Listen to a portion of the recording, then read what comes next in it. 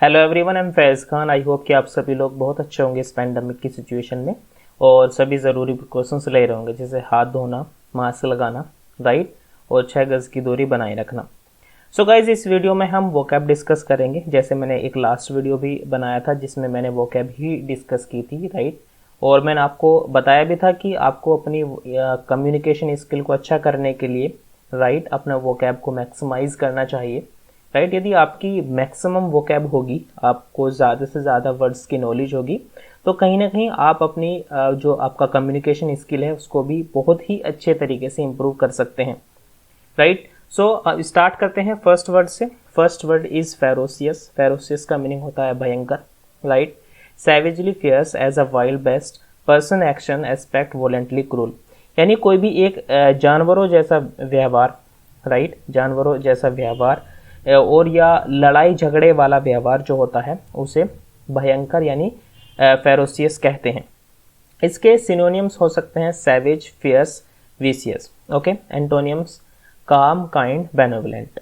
ठीक है, सेंटेंस में यूज देखते हैं। As per various news report a ferocious storm was building in a Arabian Sea, यानी बहुत सारे न्यूज रिपोर्ट्स के अनुसार, राइट, एक फेरोसियस स्टॉर्म बिल्ड हो रहा था, यानी एक स्टॉर्म बोलते हैं कोई भी आंधी तूफान जैसी स्थिति को, एक तूफान बिल्ड हो रहा था अरेबियन सी में।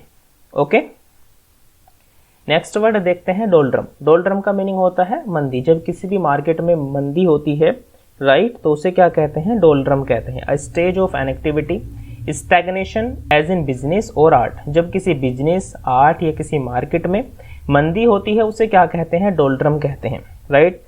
इसके सिनोनियम्स होते हैं depression, gloom, stagnation, right. Antonyms happiness, elation, joy. Example देखते हैं। August is the time of doldrum for every enterprises, right, यानी अगस्त का जो महीना है वो सभी के लिए एक डोल्ड्रम है, यानी एक मंदी का महीना है, राइट। इस तरह से हम इसको याद रख सकते हैं। Okay, next word is palpebral. Palpebral का क्या मीनिंग होता है? स्पर्शनीय, जिसको हम टच कर सकते हैं, right. Capable of being touch, field और टेंजिबल, जिसको टच किया जा सकता है, फील किया जा सकता है, राइट, उसे क्या कहते हैं? पल्पेबल कहते हैं। Synonyms tangible, evident, obvious, right. एंटोनियम्स होते हैं मिस्टीरियस। मिस्टीरियस का क्या मीनिंग होता है? मिस्टीरियस का मीनिंग होता है रहस्य। Okay, fictitious, इम्पैलेबल। यूज देखते हैं। There was a palpable sense of joy in the air. Next word is contraction. Contraction का मीनिंग होता है संकुचन, राइट, यानी कोई बहुत ही छोटी चीज। Shorten, shorten form of words, group of words with omitted letters often replaced in the written English, right. कोई भी छोटी चीज होती है जो संकुचित होती है उसे क्या कहते हैं? कॉन्ट्रैक्शन कहते हैं, राइट। इसके सिनोनियम्स हो सकते हैं कंप्रेशन, एब्रीवेशन, श्रिंकेज।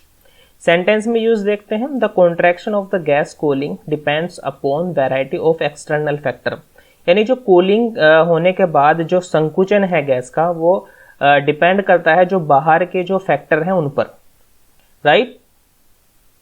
नेक्स्ट देखते हैं प्रीकैरिटी। प्रीकैरिटी का मीनिंग होता है अनिश्चितता, यानी जब किसी चीज की सर्टेनिटी ना हो, राइट, अनसर्टेनिटी हो किसी चीज की, कोई चीज फिक्स ना हो, उसे क्या कहते हैं? प्रीकैरिटी कहते हैं, right. A state of existence in which the material provision and the psychological wellness are adversely affected by a lack of regular or secure income.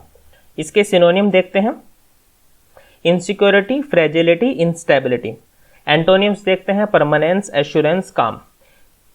Uses in the sentence. The precarity that defines the socially vulnerable demographic cannot be ignored, right. Next word is wary. wary का meaning होता है चौकन्ना, यानी किसी भी चीज को लेकर चौकस हो जाना। एडजेक्टिव की तरह यूज होता है। Watchful, being on one's guard against danger, arising from or characterized by the question. Okay, यानी बहुत ही चौकस रहना किसी चीज से, उसे क्या कहते हैं? वेरी कहते हैं। Synonyms careful, caution, circumspect. Okay, antonyms careless, naive, reckless. Reckless का मीनिंग आप जानते होंगे, बहुत ही सिंपल सा वर्ड है, लापरवाही होता है, राइट।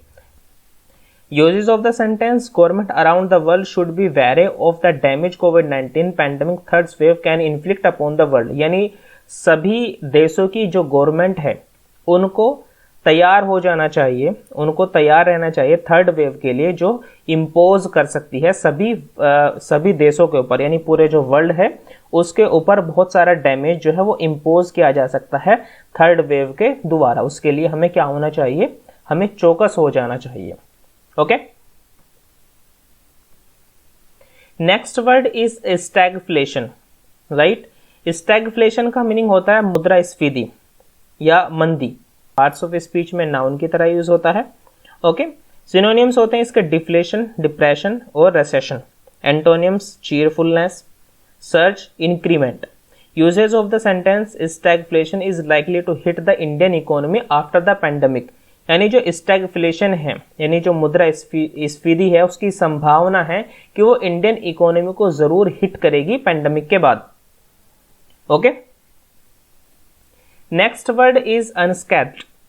अनस्कैथ्ड का मीनिंग होता है सकुशल, यानी जिसका कोई नुकसान ना हो, राइट। कोई भी ऐसा कार्य है जिससे कोई नुकसान ना हो।